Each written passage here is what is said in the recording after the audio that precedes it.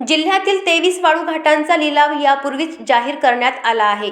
या 23 घाटांपैकी 20 घाटांच्या लिलावाला प्रथम मुदतवाढ देण्यात आली आहे।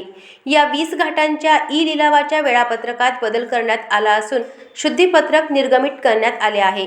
जास्तीत जास्त लिलावधारकांनी सहभाग नोंदवावा असे आवाहन जिल्हाधिकारी वर्षा मीना यांनी केले आहे। सुधारित कार्यक्रमानुसार ई-निविदा ऑनलाईन स्वीकारण्याची मुदत दिनांक 9 डिसेंबर रोजी दुपारी 2 वाजतापर्यंत वाढविण्यात आली आहे। ई-निविदा, तांत्रिक लिफाफा उघडणे, तांत्रिक पडताळणी आदी प्रक्रिया सुधारित वेळापत्रकानुसार दिनांक 10 डिसेंबर रोजी करण्यात येईल। ई-लिलाव प्रक्रिया ई-ऑक्शन दिनांक 12 डिसेंबर रोजी सकाळी 10 वाजतापासून दुपारी 1 वाजेपर्यंत पूर्ण करण्यात येईल। अधिकाधिक लिलावधारकांनी सहभाग नोंदवावा असे आवाहन करण्यात आले आहे। सुधारित वेळापत्रक शासनाच्या महाटेंडर्स तसेच जिल्हा प्रशासनाच्या संकेतस्थळावर उपलब्ध आहे।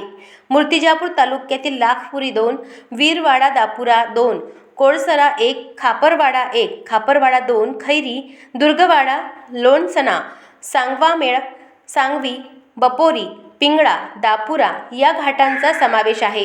बाळापूर तालुक्यातील काजीखेड 2, हिंगणा शिकारी, मोखा, स्वरूपखेड, जानोरी मेळ, त्याचप्रमाणे तेल्हारा तालुक्यातील तळेगाव, पातुर्डा, वांगरगाव व बाभुळगाव या घाटांचा समावेश आहे। अशाच महत्त्वपूर्ण बातम्यांच्या अपडेटसाठी अजिंक्य भारत न्यूजच्या पेजला फॉलो करा आणि सबस्क्राइब करा। Thank you for watching.